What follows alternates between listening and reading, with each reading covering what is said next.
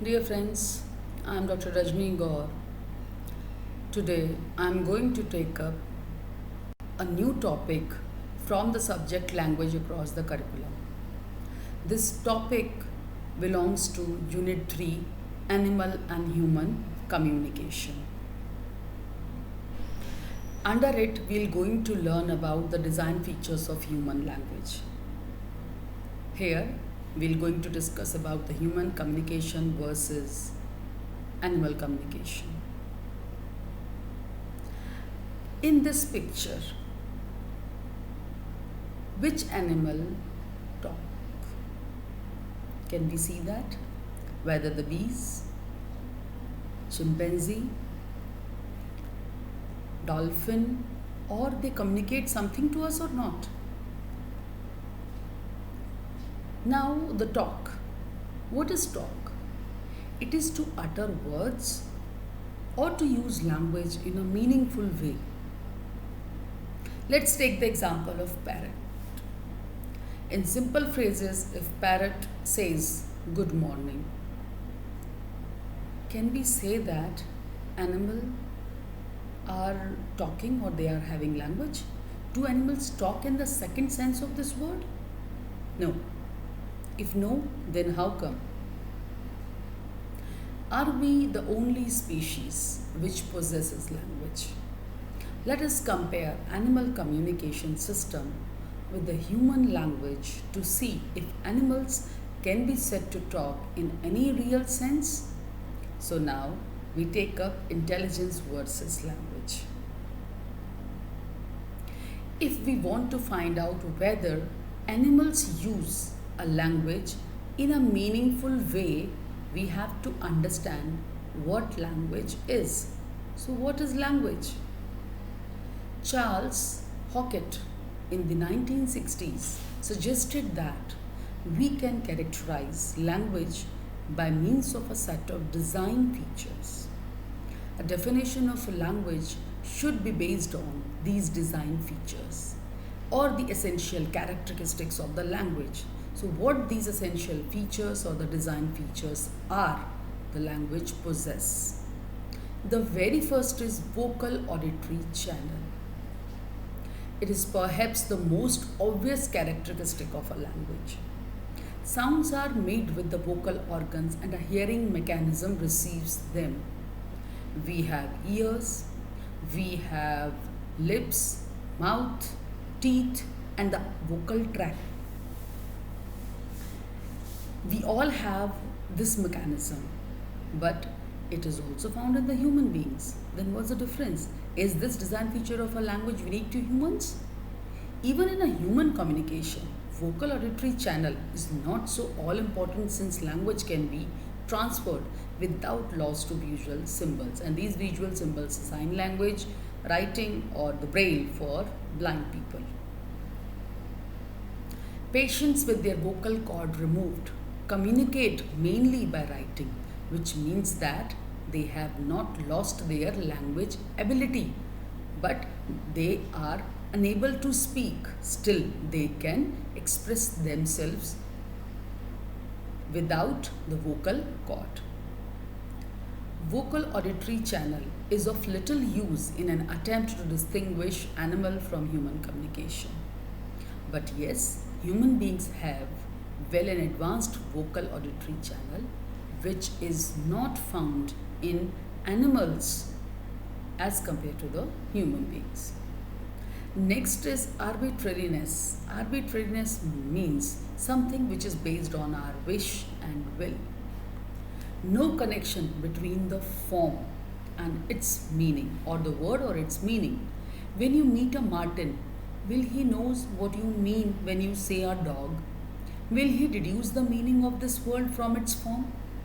Because ein Hund in German, canis in Latin, rodon in Greek, and peas in Polish is the word used to call for the dog.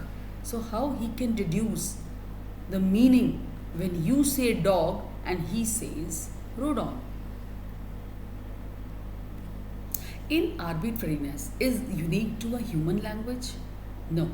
Arbitrary symbols are not unique to humans, and it cannot be regarded as a critical distinction between human and animal communication.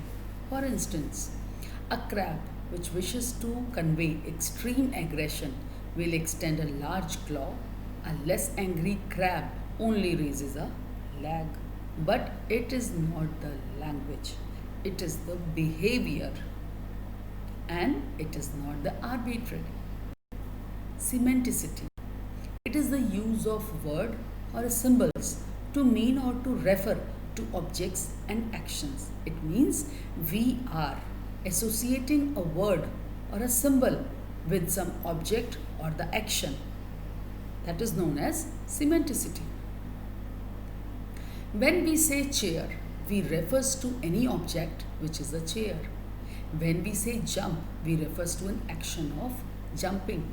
But when a parrot says chair, does it refer to an object, or is it only reacting to some stimulus, or is it imitating someone? Yes, the parrot only imitating the word he heard. But it's not like that. The parrot knows that this object is so called as chair. Some writers have claimed that semanticity is exclusively human. Animals usually do not refer to objects but to the whole situation of danger, for example. Let's take the example of vervet monkeys. They have an interesting system of communication as they have different alarm calls for different types of predators. Type 1 alarm call, signaling the presence of a snake. Or vervet gives one call when it sees a snake, and other members of the troops then stand on their hind leg and scan the ground to protect themselves from the snake.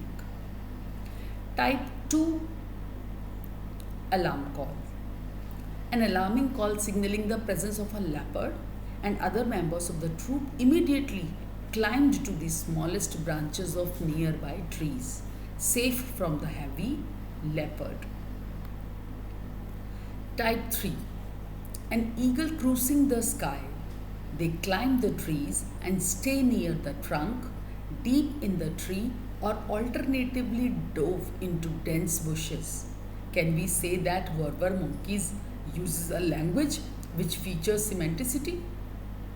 Do vervet monkeys make calls to refer to particular type of objects, or are they signaling different types of situations or the situation of danger? I can conclude that the communication of vervet monkeys is not characterized by semanticity. Now, another feature is displacement. We are able to use language about events which are not related to now and here. We can speak about abstract objects and events. Suppose if teacher teaches something in class and she talks about Eiffel Tower in Paris, and the children, they don't have any experience of Eiffel Tower in person. So they can discuss or they can talk about that event or the object. But we can talk about someone or something which is far away, or about an event which happened in the past or will happen in the future. For example, my aunt Matilda, who lives in Australia, broke her leg last week. Can we find displacement in animal communication? Is it unique to human language? Yes, it is. Animals normally cannot speak about the things which happened far away or yesterday. They cannot say that. Like, if I'm taking again the example of vervet monkey, vervet cannot say to the other members of the troops that I had visited last night to some other animal's house or the place. Another, we take the interesting example of bees. When a worker bee find a source of nectar, she returned to the hive to perform a complex dance which informed the other bees of its location. A round dance that you can see in the image in the figure 1, the round dance, the nectar is close to the hive. A waggle dance in which she waggles her tail from side to side if it is far away. A bee cannot say, the day before yesterday I visited a lovely clump of flowers. She can only say, come to the nectar I have just visited is located 10 meters from the hive. Bee communication features displacement, but the limited one. Next is duality of patterning. Language is organized in two layers. Basic unit of speech, sound, PIG, are normally meaningless by themselves. They only become meaningful when combined into sequence such as pig. Is duality of patterning unique to human communication? No, duality of patterning is not unique to humans. When birds produce single notes, they are meaningless, but when they are combined, they convey meaningful messages. Now, if we talk about learnability, it is the another feature, and it is the ability to learn different number of human languages. Can we teach a human language to animals? Let's take the example of chimps who's learning American Sign Language. At first, scientists tried to teach apes to speak without noting the vocal tracts of apes. Apes are not capable of producing human sounds properly. Once scientists realized the vocal limitations of apes, future experiments focused on teaching apes sign language, which was invented by ASL, American Sign Language Institute. One of the most famous experiments began in 1972 when Francine Patterson began teaching ASL to a gorilla named Coco. Coco now knows more or less 1,000 signs. Coco uses a lot of ASL signs, but does she knows ASL? Does she know language? It is controversial. Even though she uses the signs, she does not use the syntactic structure of ASL.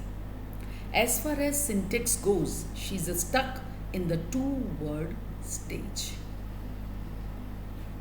Dr. Noam Chomsky, the very famous linguist, and the MIT linguist whose theory that language is innate and unique to people form the infrastructure of the field, says that attempting to teach linguistic skills to animals is irrational.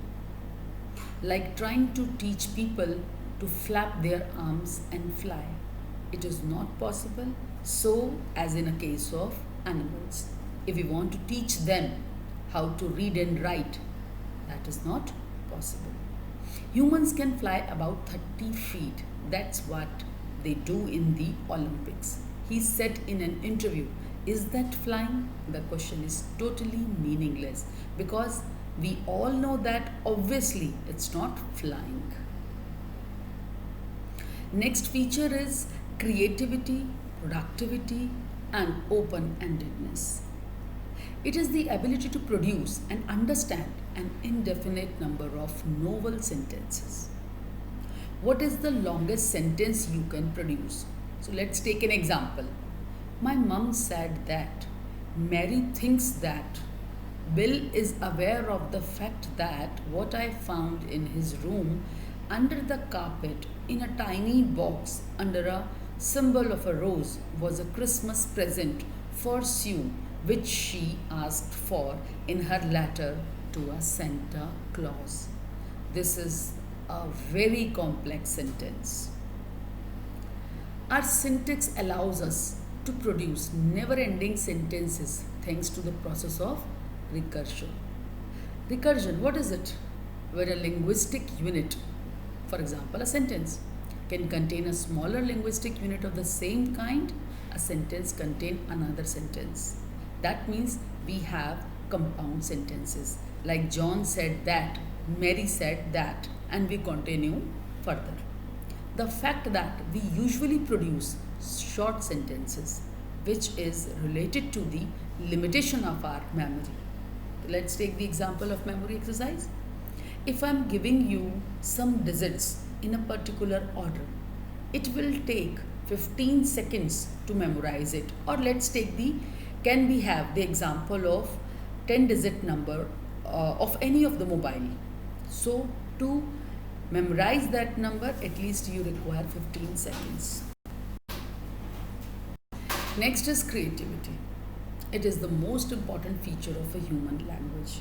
Most animals have a fixed number of signals which conveys a set number of messages sent in clearly definable circumstances.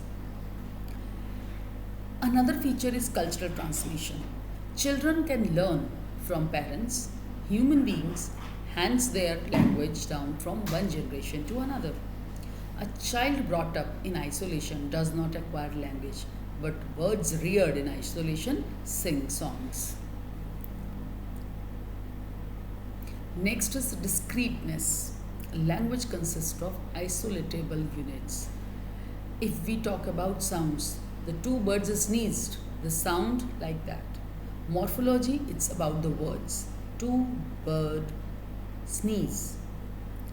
Add an S, these are the two morphologies. If we have syntax, we have two words, the two birds sneezed. Very limited discreteness in animal communication. We can bifurcate a word into its phoneme, morphology, or the sounds. But animals cannot have this kind of specification in their communication. Prevarication. We have the ability to tell lie, not present in animal communication.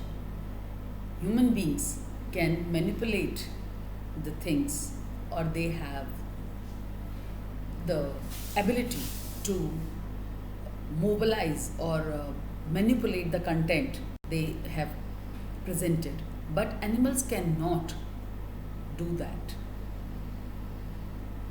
Reflexiveness. We can use language to talk about language, but it is not possible in case of animals. Feedback. The ability to control what we say. We are monitoring what we are saying. If somebody is shouting, that can be controlled by the parents or the caregivers or the teachers. But if animals are shouting, there is no feedback mechanism to control their behavior. Stimulus freedom. We can say whatever we like. What do you think of that book? We can answer whatever we want. There is no strict response attached to this stimulus.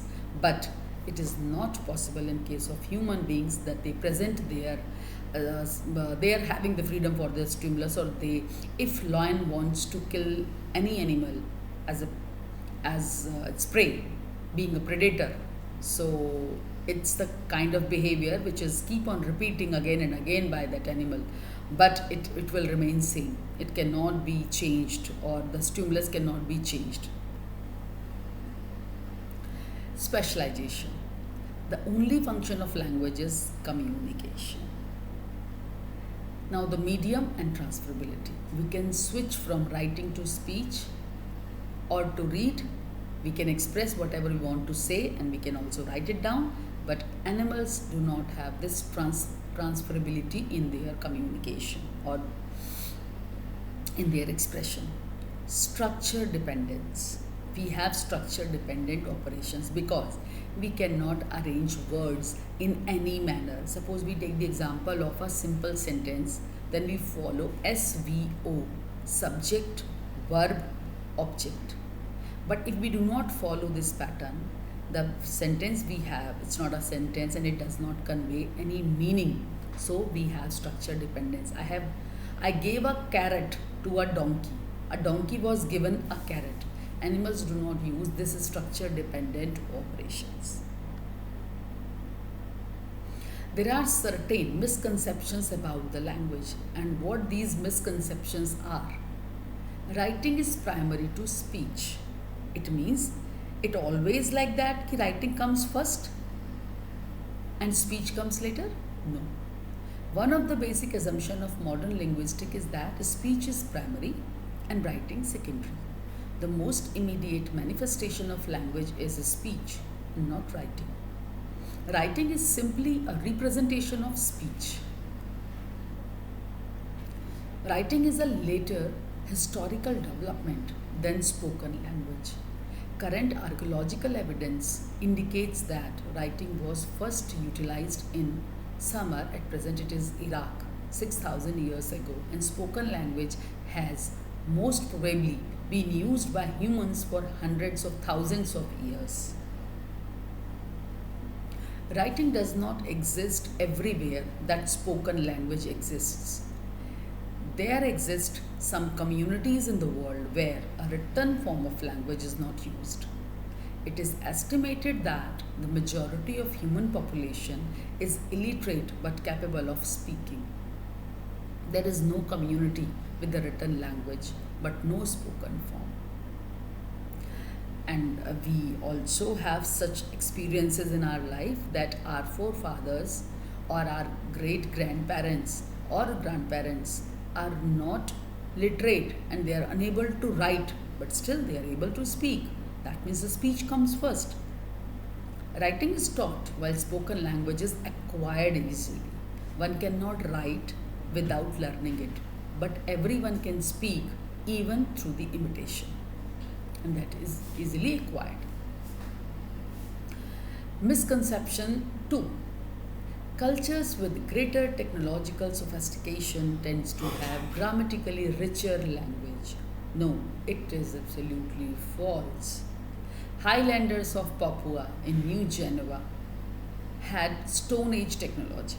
Until 1030, the community of about 1 million people was isolated from the rest of the world for around 40,000 years. Their language appears to have complex structure found in other languages. Thank you, friends. Hope this presentation works for your understanding. Thank you.